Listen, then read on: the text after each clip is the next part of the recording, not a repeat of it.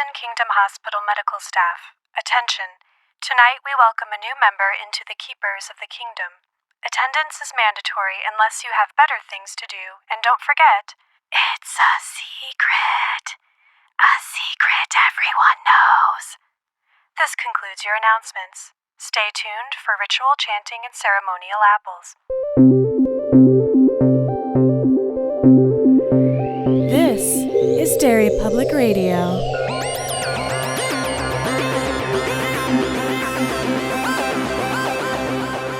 Welcome back to Derry Public Radio, a bi-weekly Stephen King Book Club podcast. I'm one of your hosts, Joshua Kahn, alongside CM Alexander. Hello, everyone. And, well, normally here's where I'd say Benjamin Graham, but Ben Graham is out today with his teeth.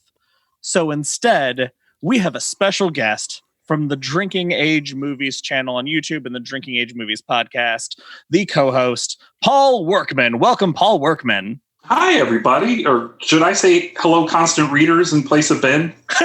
Will he be mad about that? No, I don't think so. Okay. Hello, constant readers. And today we are covering episode 6 of Kingdom Hospital, The Young and the Headless. And we have CM leading our discussion. Take it away, CM. Thanks, Josh. First, our usual disclaimer. We are recording remotely, so things don't sound as great as I like to believe they normally do. So please bear with us. And before we get into the episode, since we do have an awesome guest on our show, Paul, I am curious, what is your introduction to Stephen King? What's your favorite book? What's your favorite moment? How much do you love him? Okay. That was so many questions. Usually most interviews go one question at a time, but not here on Derry Public Radio. I just want you to be prepared for what's coming. Yeah, got to get it done, get it out of the way. I understand. My introduction to Stephen King as far as overall goes is I'm a movie guy, Drinking Age Movies, of course, and most of my Stephen King introduction starts with his movies. I had seen countless of his movies. I think the first one I ever saw was probably Stand By Me, and that's one of those ones that I was probably a little too young to watch, but it was on cable, so it was nice and edited. My favorite book is either The Stand, which is just incredible. You guys did a wonderful job of covering that, or The Dead Zone. I love The Dead Zone so much. And the movie is incredible. The show is a lot of fun.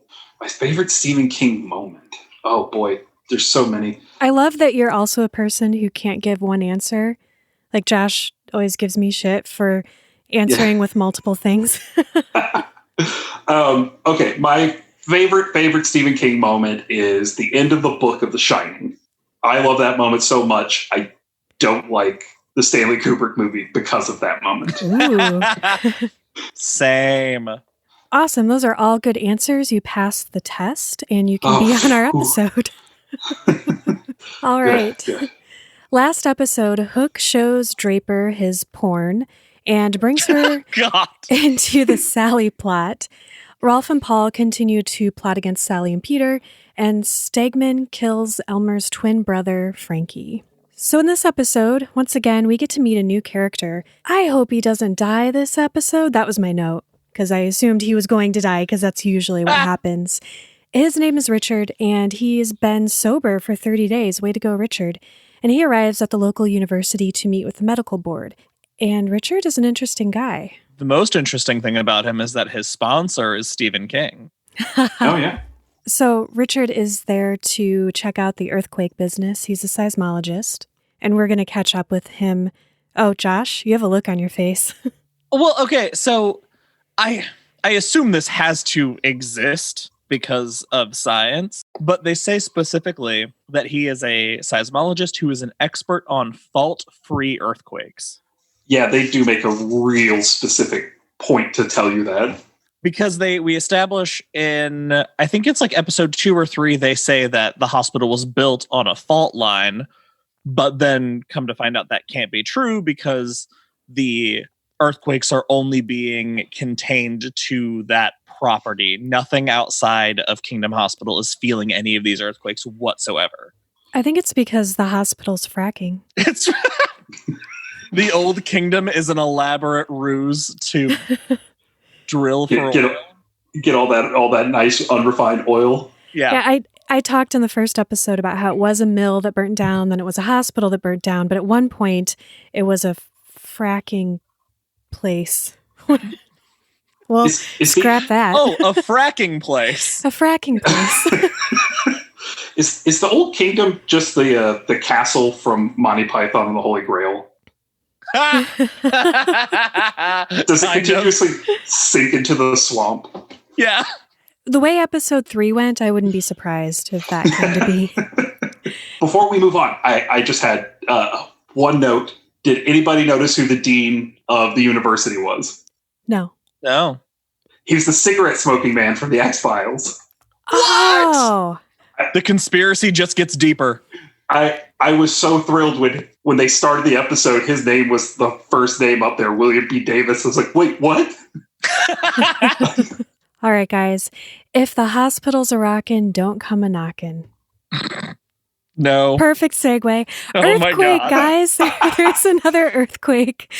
And while this is happening, Paul tries to kill Aunt Bear, but chickens out. Hook, Draper, Sally, Bobby, and Otto are still hanging in Hook's pad and they're drinking champagne. And I'm not sure why they're celebrating. I don't know, but I was really mad at the smash cut from the university to the hospital where they're celebrating with champagne, because the guy that's introducing the cigarette smoking man to the seismologist makes a joke about California Cabernets, and they smash cut and they're drinking champagne. I'm like, why? Why are they not drinking California Cabernet? Oh, that would have been perfect. As someone who sells wine for a living, I was very mad at this. I had one note that I made about that menacing scene between Paul and Antibus. Paul's definitely hurt animals before. Oh, yeah. Right? Oh, Yeah. yeah, definitely. Also, I realized that we're going to have we have the Ben problem with Paul. We have a Paul on the show. Oh, And we usually have books where we have a Ben, but now we have a Paul on a Paul show. Yep. yeah. And, listening to the episodes before this has kind of thrown me off a couple of times. Are you guys talking to me through the headphones? This is really weird, and I don't know why I thought this, but Josh, when you said we're going to have the same problem with Paul we have with Ben, I thought you were referring to his beard. It's like, yeah, also got a beard. Man, what are we going to do? I'll say Josh's beard is way more unruly than mine right now. That's true. That's true. Yeah, Paul is a messed up, creepy dude. And I assumed that maybe he was intimidated by Antibus. Ooh, that's the first time I called him by his name. You did? That is. Wow. Because maybe Aunt Bear is like a silver bullet to werewolves, and if he scratches him, he'll ghost die. That tracks. All right, cool. Anyway, our group who are celebrating something hear Mary screaming, it seems like just Sally and Otto hear her. Does Otto hear her, or is he just kind of placating her? According to Bobby, he's placating her, but I kind of bought it. And Sally, it seems like she does have that power to be a conduit because Hook heard Mary and even saw her when he was with Sally. That's true. And Otto's seen her before in the reflection of the monitors and things like that. Yeah. But Sally is determined to figure out who Mary is, even if she has to do it all by herself. So she separates herself from the group, takes off to go see Peter, and we're going to come back to her in a minute. I'll also say that after reading the diary of Eleanor Druce that we talked about last episode, Sally's sense of urgency makes so much more sense to me. Because now having all of that information that we're not getting in the show about why she's so driven to figure this out, knowing that she has a personal investment prior to this about this incident, I remember early on I was really annoyed with how aggressive she was, but I've since kind of come around to appreciating that sense of urgency that she carries. Kind of interesting because I listened to episode 5 before I watched any of the show. So having all that going in, I don't have the same perspective as you guys. It's kind of interesting that I've eased into it a little bit easier. Yeah. So we cut to Stegman, who's approached by James, and I actually really like these guys' scenes together. Every time they're together, I think it's hilarious because Stegman always seems so exhausted by James, and he seems oblivious. And he has good news for Steg, and Josh, this is where we find out that the earthquakes are only affecting the hospital itself, not the surrounding community, which is interesting. We don't really get anything beyond that at this point. I like Stegman's offhanded comment. Well, good thing we're not in the neighborhood then. Yeah. I just like that he's repeating white coats to himself. Yeah.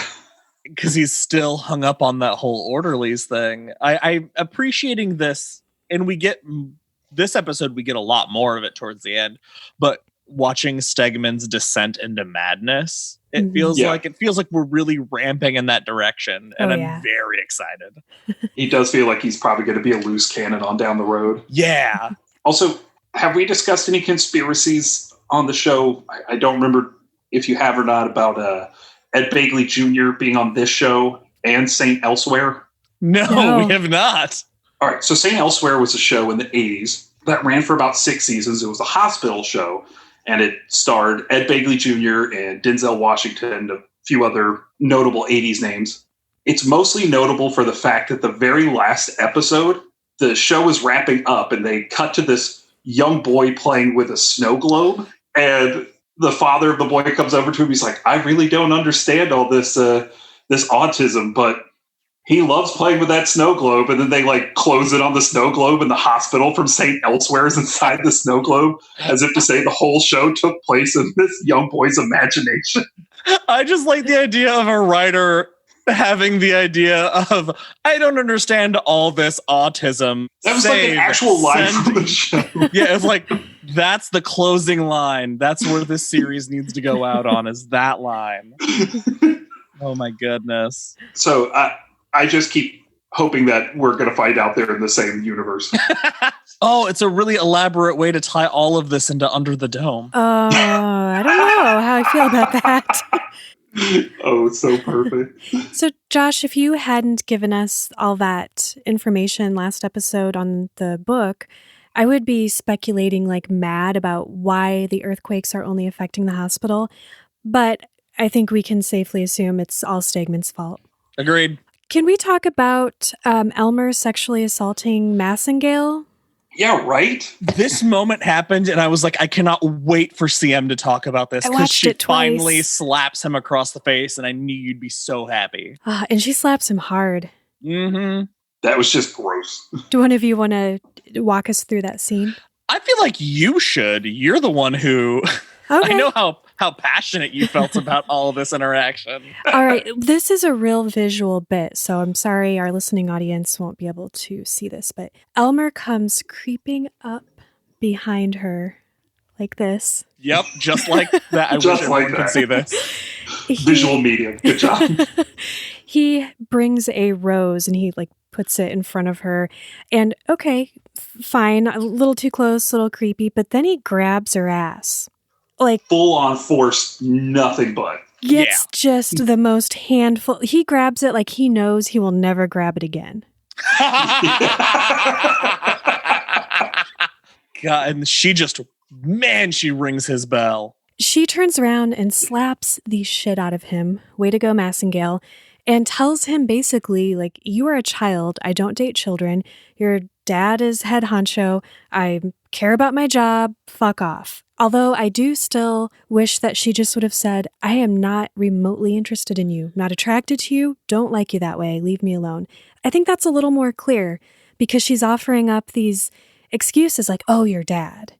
Oh, you're too young. And it's like, those are barriers you can overcome. I think people kind of have that sense about things like that. But I just fucking can't stand you and you disgust me. Pretty clear, right? Yep. Yeah. I'm not sure that he would get it, though. His character doesn't really speak to that. Yeah. Well, he's going to woo her with something even bigger and better in a little bit, and we'll get to it. But before that, something that is as disgusting in a different way. Stegman's mama, Brenda, pays him a visit to tell him he's been a bad, bad boy. Did you notice the book that she brings him? I didn't notice anything because my eyes and ears throw up immediately every time they're in a scene together. So I don't even know what happened here. A subtle way of building on this whole persecution against Stegman. She's bringing him a book on the Salem witch trials. I thought that was just like a really fun Fun nod. And she comes in and she goes to put it in his desk drawer because he's not there and pulls out a gun. And then she doesn't shoot him with it when he comes in. Lost opportunity. And something else interesting happens in this scene. Yeah, we find out that tonight is the night that he's joining the Keepers and that Brenda has destroyed the anesthesiology report for Mona Klingerman. Accidentally spilled coffee on it. Gross. So essentially, once he's a keeper and the other keepers will keep him safe? That's a lot of keeping. Who keeps the Keepers? Brenda. Mama. Fair point. Gross. Brenda, Mama. Elmer and Gupta are shaving Elmer's twin to give him the same facial hair. And you guys, be honest with me. Is it just me? Or is Frankie starting to kind of look like Elmer? Do they just say it enough that I believe it now? You've been gaslit into it. Ah, damn it. Yeah. He's still... The facial hair definitely helps kind of sell the bit because Elmer has stupid facial hair. And so it helps that transition. But yeah, I still... For the angles they use in that shot of him on the table helps sell it a little more. But any other time you see it, it doesn't look like him at all. We immediately cut to Rolf, who also has a dumb goatee. And for a minute, I was like, Elmer's a triplet. I would like to stick up for dumb goatees right now. Was 2004, and people are still listening to nu metal, so... You know what? That's a really good point. Let's talk about voyeurism. Sure. Yeah, okay. We find out that our Greek chorus... Oh, wait. No, sorry. Oh. You're jumping a little bit. Because there's an exchange between Rolf and Paul I forgot about that interaction. Yeah, Paul, you want to tell us about Paul? Yeah, so he's in there talking to the kid from Sound of Music, Rolf. He's trying to get him to set Rickman on fire. And he's like, hey, sure it'd be nice if we could find some rubbing alcohol, maybe some matches somewhere. If Paul trapped Aunt Bear last episode behind underneath a beam, and we know that Paul can choke you out, why didn't he just pour rubbing alcohol on him and light it? Can he not touch things? Is he selectively corporeal? Maybe. It goes into the suspension of disbelief in this world, and it's something that we had several conversations, Ben and I, going back and forth about. What are the rules? Because in the scene where he is going to kill Antibus, he has that medical bag full of stuff. So it's that psychic magic, that if you will something in the spirit world, you can obtain it. Same way Paul can switch clothes and have vampire fangs. All these little things that he just manifests in a realm that he has the most power in. Turn himself into Rolf's dead girlfriend. Yes. Which he stops doing, and I'm kind of sad about that. I feel like, why is Ralph buying into this if it's not Harriet? I think, as this episode, he is getting more of that supernatural experience, and we'll get to it later, but there's a point in his experiences where he just is basically like, oh, fuck it, I guess this is what I'm doing. So Paul's just a good delegator, I guess, is what it boils down to. I tend to be, yes. I mean, other Paul, sorry. Okay, we are at dinner with Richard, the earthquake doctor, and the medical board, and he very responsibly asks the waiter to bring him ginger ale for the toast instead of champagne. And of course, the guy can't manage that, and he mixes up the drinks, and I do feel really bad for this guy. This is awful and horrible. And we're going to check back in with Richard later, and I'm sure he's going to be fine.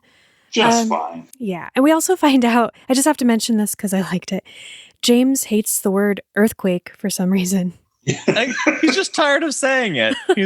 He doesn't like the bad PR that earthquake has attached to it. That's not Operation Morning Air language. Should just call it shaky rainbows. What? I don't know. It sounded good in my head.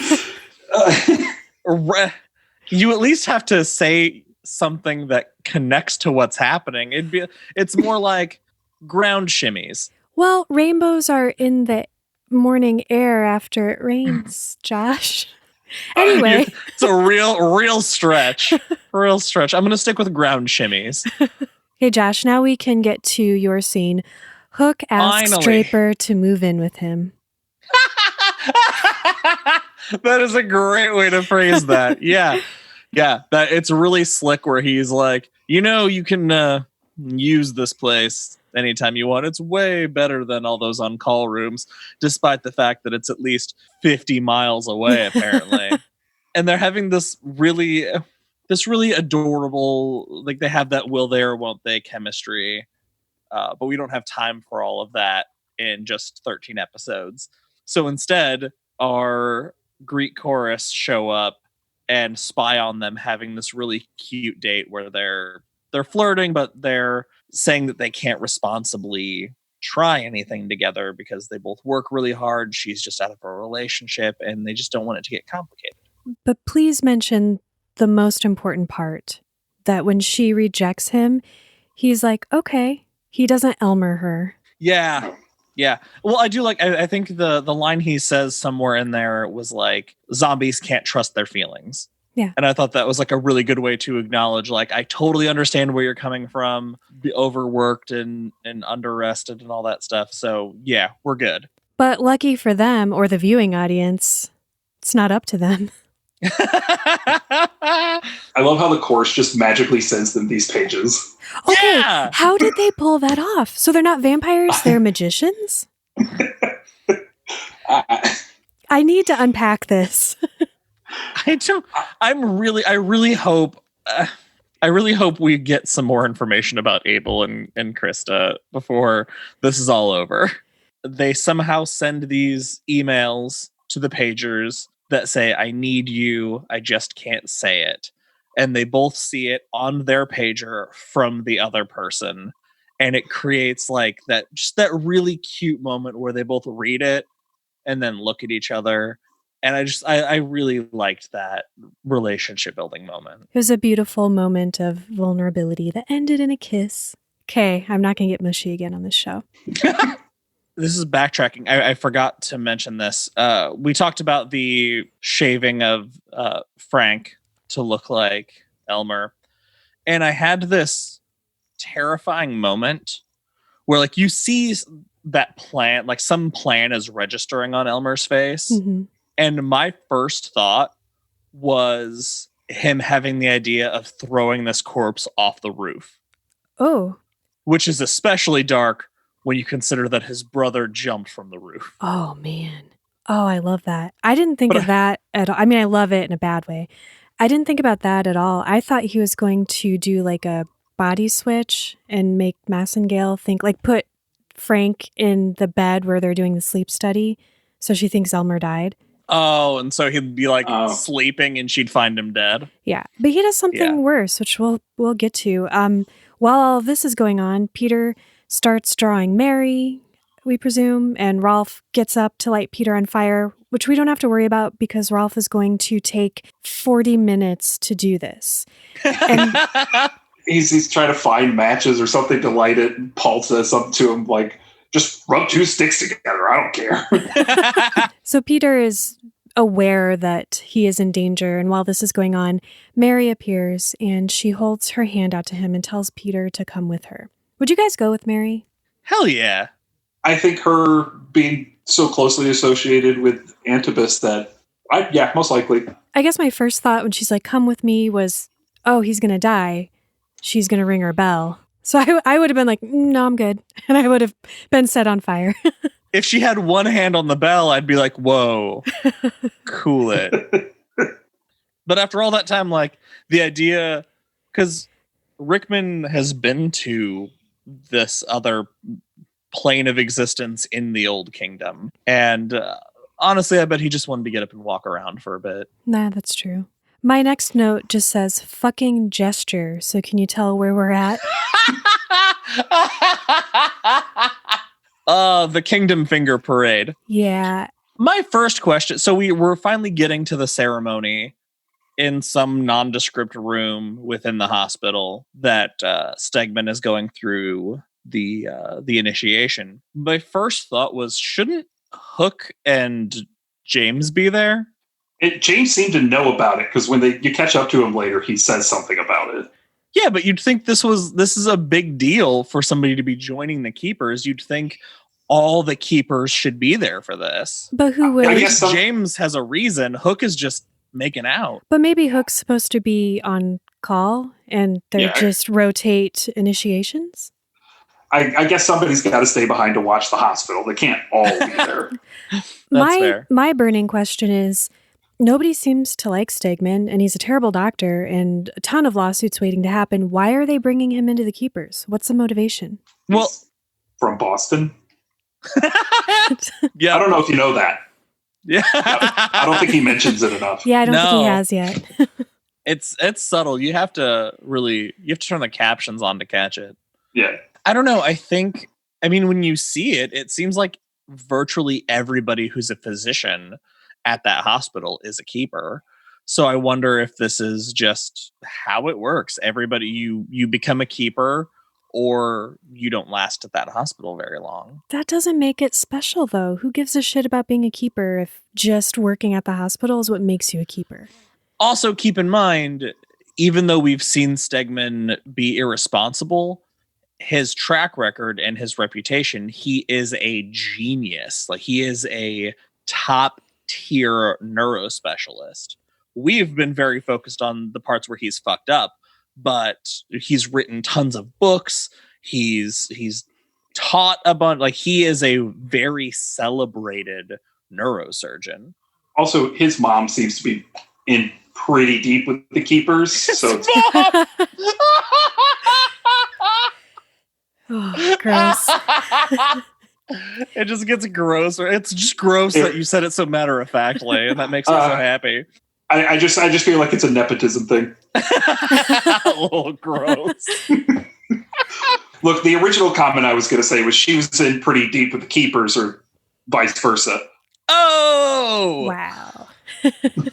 Could one of you paint me a word picture about the scene that we've been building up to episode after episode about the initiation ritual? It has some ominous bits to it, especially coming from, we're seeing it from Stegman's perspective, really, because we've never seen this before. And everybody with the chanting, and Louis Traff, Elmer's dad, is the one who is wearing a nifty top hat and initiating him with this sweet knife, which I feel like it's a hospital. It should have been a scalpel, but that's a whole nother thing. And I wanted to point out the oath that he swears is an allegiance to physical science and enmity against the occult and supernatural. Did that strike you guys? Yeah. Yeah. It's interesting that we have so much supernatural stuff going around, and for being a member of the Keepers, Hook seems awfully open to it. But all of these keeper rituals seem to kind of align with Stegman's thoughts already. Mm-hmm. Yeah, it's interesting. Then they do my favorite part. They shove an apple in his mouth and cut his nose off. My note was, yay, they kill Steg, but they don't kill him. They just nearly cut his nose off. But I'm surprised there's any of it left for them, since he's pretty good at cutting it off himself. Oh! Ooh. Ouch. Sick burn. The way they just jammed the apple in his mouth, too, I was like, oh, that is aggressive. It was very aggressive. I'm surprised Mama didn't do it. I like that they demonstrate how sharp the knife is on a piece of paper. Yeah. This knife will cut paper. It was very reminiscent of that scene in The Bodyguard with Whitney Houston. I know the movie. I can't think of the scene. And Kevin Costner. She's playing with his sword, and he takes her scarf off of her neck and gently tosses it in the air, and then it floats down and just gets sliced by the sword. It was romantic, just like that. Anyway, moving on. So romantic. Let's talk about what Elmer is doing. We mentioned that he's getting this horrible look on his face, looking at Frankie's body. Paul. Yes. Paul. You're my movie guy. Okay. anytime I have questions, especially not just when it comes to like trivia and stuff about movies, but about like you can talk for a long time about the thoughts behind certain shots and compositions and things like that. I really want to hear your take on this scene. Okay, so Elmer is sneaking into the morgue. He's opening Frank's drawer, and what's in his hand? Oh, that looks like maybe a hacksaw. Thank you for that assist. You're welcome. Good old first Royal Rumble winner, hacksaw Jim Duggan for you. Obviously, he's about to do something with this hacksaw. But what? Well, we do a kind of a what's called a match cut, where you cut to something else that is supposed to represent what is happening. And what they cut to Lona cutting the head off of the bulb off of the rose into a trash can. And, the rose is kind of there to symbolize his Elmer's obsession with Lona. And so next thing you know, he's got Frank's head detached from the body. Did you guys think that was the head he was going for? Wait, what? I'm curious who else it would be. Well, another head on Frankie. Wait, you thought he was going to cut off his penis to spite his face? Elmer's super creepy. And he keeps sexually assaulting her. So yes, it would not be out of the realm of believability that he would now throw a dong at her. Okay, hold on. I want to unpack the scenario that Elmer is confronted with his dead, quote unquote, twin, makes Dr. Gupta leave the room and be like, well, if the face matches, I wonder, and then comparing his penis to the dead penis. That's how it happened. I'm going to go on a limb and say that didn't happen at all, but I do like the idea. This is really wild, though, because he desecrated a corpse, which is super illegal. And he's a doctor. He's not supposed to do any harm, and I assume that extends to dead bodies as well. So my question for you guys is, are the majority of these doctors just awful and they're all by coincidence congregating at this hospital, or does the hospital either draw them or does it hold some sort of influence over their actions, making them kind of their worst selves? I'm going to have to go with the latter of those two, mostly because of the one line we get in an earlier scene with Stegman where someone tells him that his career's dried up and this is the only place that would take him for some reason. I disagree. I think that Elmer doesn't really want to be a doctor here. He is because his dad's making him. So I think he, one, thinks of himself as like untouchable because his dad is the boss. And I just think that it doesn't mean anything to him. I don't think he holds this job or these people in any reverence. He's like just a kid in a candy store doing whatever he feels like. That makes sense too. But we also have the cemetery in Hook's apartments, which kind of shows that this hospital is full of mishaps. Unless all hospitals are like that and there's just not that very obvious symbol of it. That is a good point. I didn't think about that. So Stegman gets stuck in an elevator, and because of the shot, it looked like it was going to take him straight down to hell. That was super cool. I really liked the fiery pit of hell in the basement. It doesn't, though. It just takes him to the old kingdom. You almost sound disappointed. Yeah, super disappointed. I can't even imagine why. So let's talk about this scene. Stegman stranded in Old Kingdom because Paul takes the elevator right away. That shit cracked me up. I love that he turns around and Paul's wearing the bellhop uniform and it's just like sliding the door closed, gets the fuck out of there. It's great. Oh, but earlier in the episode, just a quick note of what's about to happen. Otto's wandering around whistling and calling for Blondie because he's lost him. Yeah. Stegman finds him. Except for Blondie's gone Cujo. Yeah. Glowing red eyes. Any thoughts or ideas about what happened to this dog? If he's down there, it can't be anything good, right? Yeah. Okay. So I have kind of a weird theory, and I don't know if I'm stretching too hard to make this fit. But I am wondering if Stegman is only seeing what something else wants him to see. Because he sees Blondie with the glowing red eyes, starts chasing him. He lets out a hilarious scream of madness and runs through. He runs past Dr. Gottreich, who's asking where the children are. And you got to do the accent, man. You made me do it. I guess I should. Where are the children? Where are they taking the children? Where are they taking the children? Worth it. Where has the children gone? Oh, there we go. Give me thine children. I'm just going to sit here and enjoy this for the rest of the night. Thank you. Continue, please. Bring me your children. And he runs past him, and so he's seeing all this, but then he runs directly past Mary and Peter and doesn't acknowledge them whatsoever. Yeah.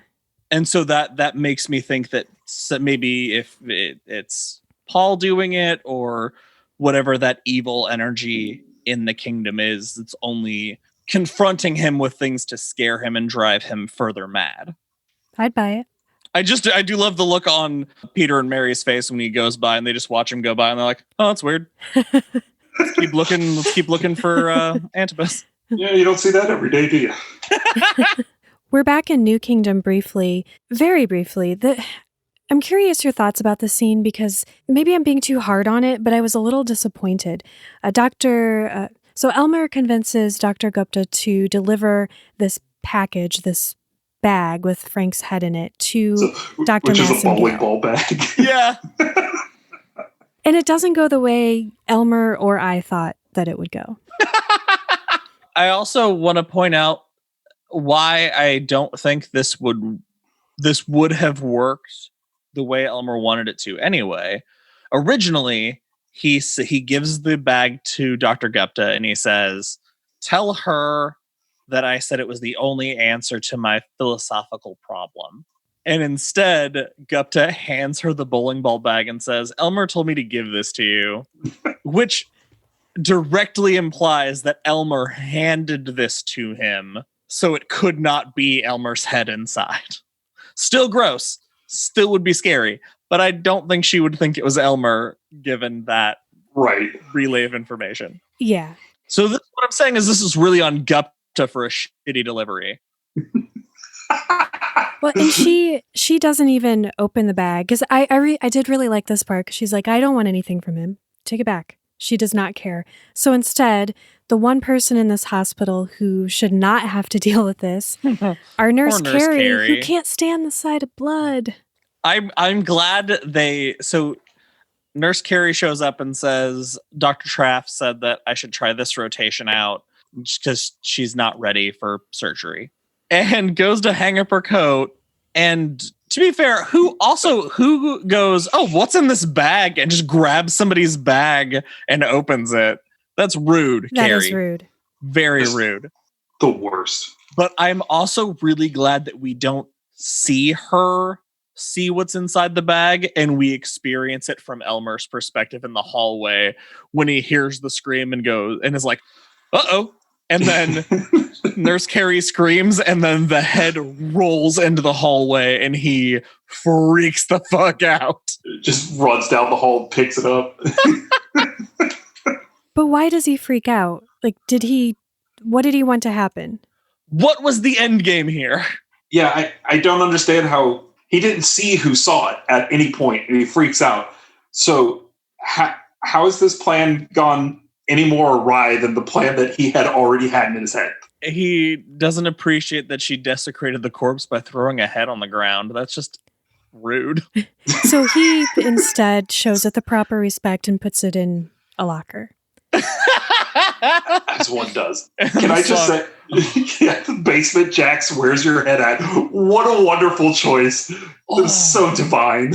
Fucking brilliant. Let's talk about that because we cut down back to Old Kingdom and Peter is following Mary down the hall of screams and she is taking him to Aunt Bear so that he can help him. And so Mary tells, this was like, I guess such a kid thing maybe, this kind of rambling, because Peter's like, what's going on? And she's like, this is Ant Bear, he eats disease and likes to be scratched behind the ears. I thought that was adorable. Does she call him horrible and beautiful? Yeah. That was kind of a nice moment. My problem with that moment is the little girl playing Mary is the worst actress alive. What? At least in this scene. Her fake crying just threw me off so bad. Yeah, I will say the going from absolutely nothing to full-on sobbing is just, it's too jarring to ever be natural. She's a total Kenny in this scene. I was trying to think. I saw she was in something else that I liked her in, and now I can't remember what it was. Dark Matter. No. She's amazing in Dark Matter. But she's a full-grown adult in Dark Matter. Josh, ghosts can't get older. Touché.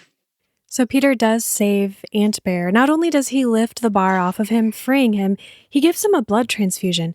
I like that moment. I didn't expect it. No. Yeah.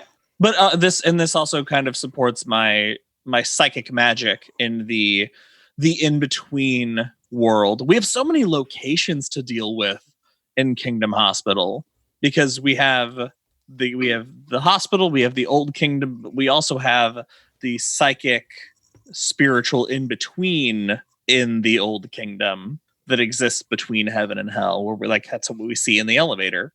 Peter lifts the pipe off of him and remembers Antibus saying, I do you a solid, you do me a solid. That's how it works. And he just pulls his IV out and he sticks it in Antibus. And the blood, like you see the blood come through and it just enters Antibus and it starts healing him. And I think that goes back to support that. And it's a very Stephen King, the psychic magic of if you believe something will work, it will work. Yeah. So the firm belief that by doing this, I'm giving some of my life to this creature works almost instantly and heals Antibus. Because the only other option is that Peter has magic blood and they need to pump that guy if that's the case. Well, he did give birth to the indestructible cheerleader. Yeah, it all checks out. No, that would be like the next year or two after this. So she's already out in the world somewhere. Oh, God. All right, let's talk about our basement jack scene because it was awesome. I want to point out one thing that I thought was absolutely amazing. I love that the song keeps playing, but only when we cut back. Yes. As we go back and forth to the headless body searching for its head. There's a point where the headless body is banging against the locker that the head is in, and it is the exact same framing, exact same shot as episode 1 when we see Elmer standing there banging his head against his own locker. Oh, I missed that. Oh, wow. That is so cool. Oh, that's a fucking great touch. Good find, Josh. Thanks. Well, something, I don't know if we've talked about it on the podcast. Stephen King said that they didn't shoot Kingdom Hospital like you do a traditional series where you're mostly focused on episode at a time. They shot this entire series as a movie.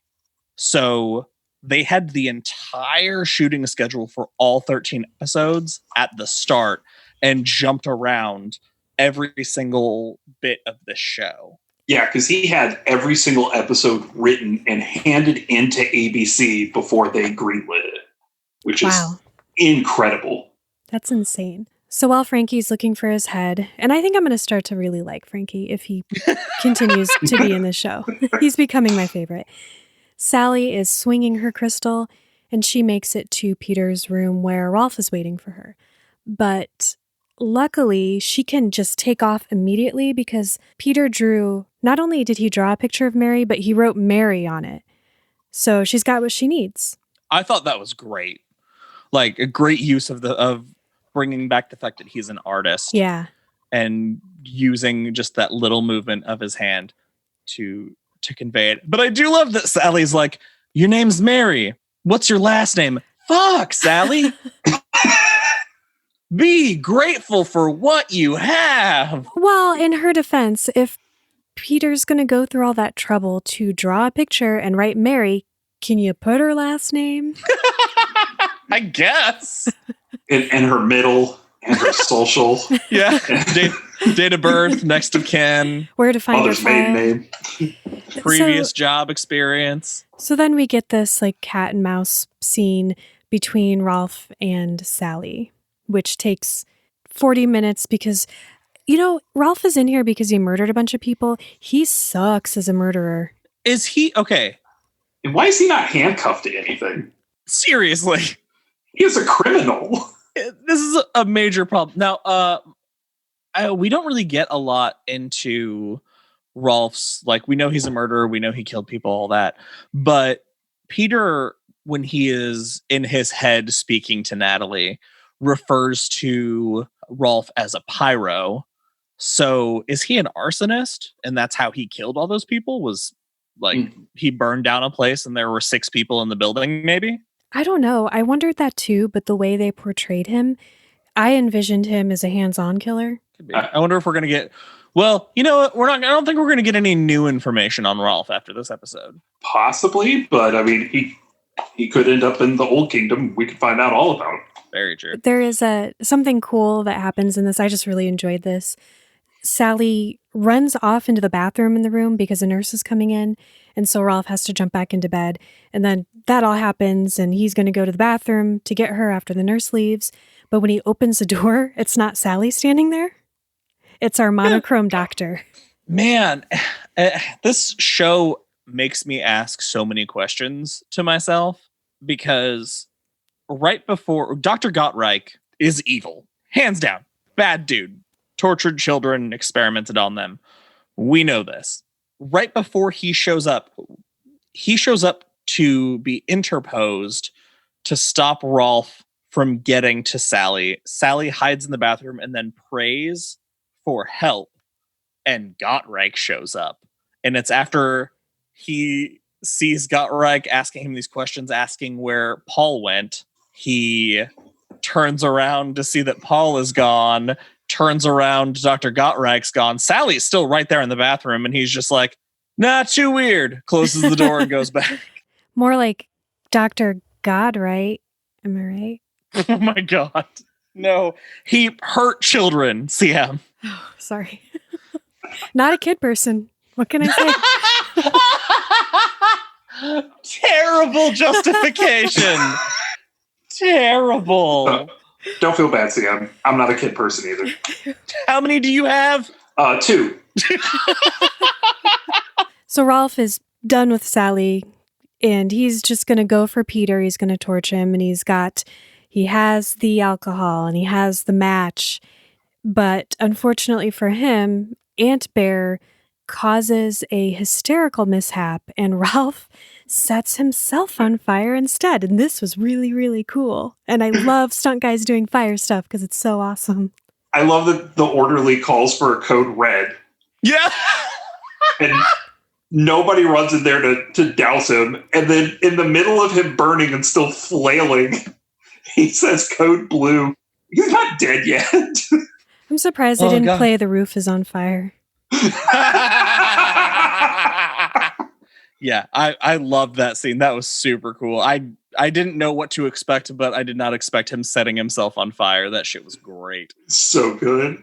We do check back in before this episode wraps with our seismologist, who is getting drunk in a way that I don't think I've ever observed a living human get drunk. The way this guy's behaving is bonkers. And I know if Ben was here, he would laugh and say that it was terrible acting, but I was so in it.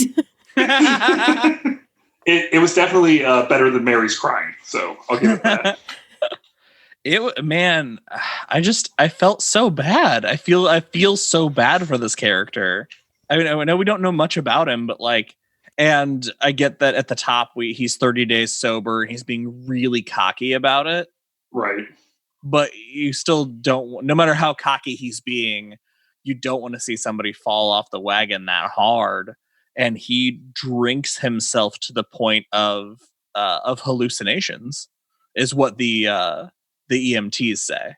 Well, and his first hallucination is he's still in his hotel room. It's before the ambulance comes to get him. And he sees Mary trapped in his wine bottle. So again, this something from the hospital is able to extend itself outward to other places. So that's kind of interesting. Yeah. And then he has this episode. I love it because it ends on the coolest freak out scene as he's being wheeled through the hospital. And does some stuff that spooks me the fuck out. It was very Jacob's Ladder. Yeah. So as he's being wheeled through, this mother comes in with her twin girls, and Elmer's there talking to him. So there's all this kind of like, there's movement, there's commotion. Other people are in this area. And he is lying on his back and looks up, and Nurse Carrie is crawling with him on the ceiling, which is Nightmare City right there. I hate that. Yeah, it is. And then he passes the twins, and they're like ghost girls. And Elmer's head pops into his field of vision, and he does that really rapid shaky head thing, which I can't stand. Things crawling at me quickly and shaking their head rapidly freaks me out. And, I did not know that about you. That's ghost movies get me when they do that. And it seems so cheap, but I just can't deal with it. And so, based on what we have seen of Kingdom Hospital so far, Richard the scientist, has the only normal reaction of anyone brought to this hospital. He does not want to be here, and he's freaking out. just screams, and then finds himself in the psychic realm of the old kingdom, hearing his own manic screams echo in his ears. You guys, I don't know if you listened to the episode of Drinking Age Movies that Josh and I were a guest on, but it was a blast and it was a lot of fun. And they have a really cool format that I like. You know, we talk about plot points when we do movies or series, and Drinking Age Movies gets into this really awesome detail about, you know, the behind the scenes and the production and actors and all that stuff. So, Paul, will you just share a couple interesting tidbits about Kingdom Hospital that we haven't talked about? Oh, sure. As you mentioned in the first episode, this is based off a Danish TV series called The Kingdom that was written and directed by a filmmaker named Lars von Trier, who, if you didn't know in the show, the Nurse Carrie's last name is von Trier. I didn't make that connection until just this moment. Lars von Trier did 2 seasons of the show. The first season was cut down into a 5-hour movie that was released in the UK and the US. And that's the version that Stephen King saw that made him obsessed with this idea. They were going to do a 3rd episode, but the main actor died after the 2nd season.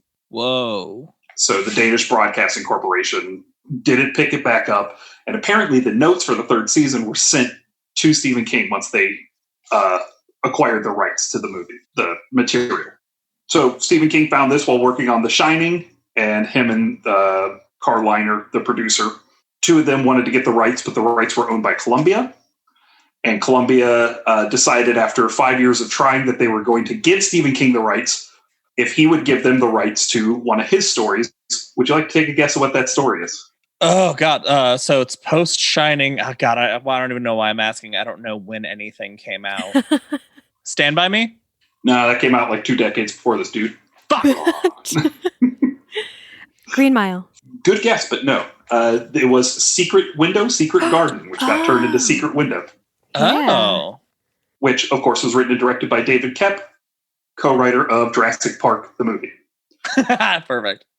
I always got to bring Jurassic Park up. As you should. And then I guess the last 2 little pieces I'd like to throw out real quick are, it was Stephen King's idea to make this a 13-episode show instead of a 22-episode show, because he was really liking what HBO was doing with The Wire and The Sopranos with their short seasons. And he wanted more time to watch them, so he had to be done with this. Yeah. Oh, they're great shows. Why wouldn't you? And the director of this was a man named of every episode is a man named Craig R. Baxley, who also directed the miniseries Rose Red. Really? It's the same director? Same director, 2 years later. Oh my gosh. He also directed Storm of the Century, which is a miniseries I am a huge fan of. I love that too. Wow, I can't believe he directed these 2 things and Rose Red. What did he have was he injured when he was doing Rose Red? Or I will tell you that these two things are kind of the highlights of his career. If you go look at anything else he's directed, you will understand why Rose Red is the way it is. And these are the outliers. Oh, man. Well, Paul, thank you so much for joining us as our special guest. You're our very first guest on a Derry Public Radio episode proper. So thank you. Wow, I'm honored, actually. I don't even have words. Thank you for having me. Yeah. Do you want to take a quick second and plug where people can find you if they want to check out more of your stuff? Yes, sure. You can find me on Instagram at Father of the Fear. You can find me on Twitter at DA Movies Pod. And you can find me on Letterboxd at Letterboxd. That's boxd.com/vaudevillian. Yeah, and you can check out Drinking Age Movies that currently we're on Apple Podcasts, Stitcher, and a couple other platforms. But hey, if you listen to this and you can't find us on your platform, please find me at those places online and let me know, and we will get it there for you, just for you. Will you quick recap the premise of Drinking Age Movies? Oh, yes. Our show is a show that takes a look at films from 21 years ago that have now just reached drinking age, and we discuss their impact on pop culture and filmmaking today. God, I love your show. I love the concept of it. Like CM said, if anybody hasn't listened to it, go check it out. Especially check out our episode where CM and I had to go through experiencing Apt Pupil again with Paul. It was great. It was so much fun. To make it up for you, please come on for the Green Mile. I don't think we have a guest for that. Oh, nice. Perfect. Yeah. Done. That's it for this episode of Derry Public Radio. As always, thank you for listening. Join us for our next episode where we cover episode 7, Black Noise. For CM Alexander and Paul Workman, I'm Joshua Kahn reminding you, warlocks never painted death threats on my car.